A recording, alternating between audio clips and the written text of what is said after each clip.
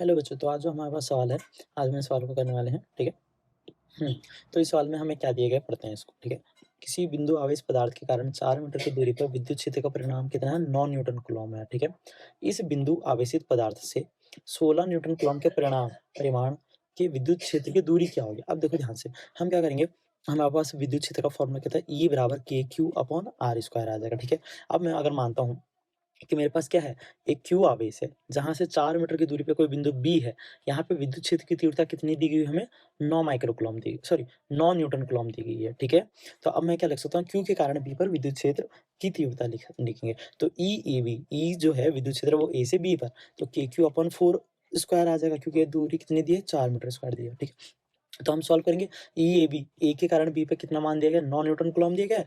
KQ/16 का इसको equation number first मान लेंगे, ठीक है?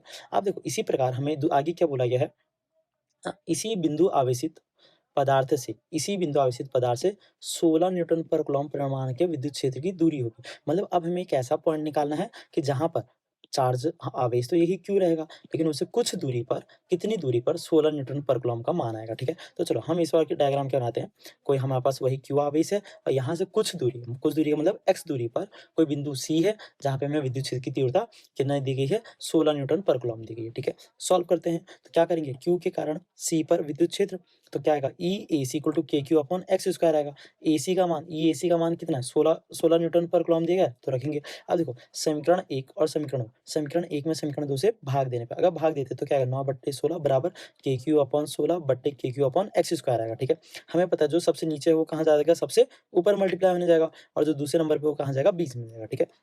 तो क्या आएगा हमारे पास, देखो 9/16 बराबर के Q into x square, x ऊपर चले गया था और यहाँ 16 के साथ क्या आ गया था, के क्यू स्क्वायर आ गया था, ठीक है?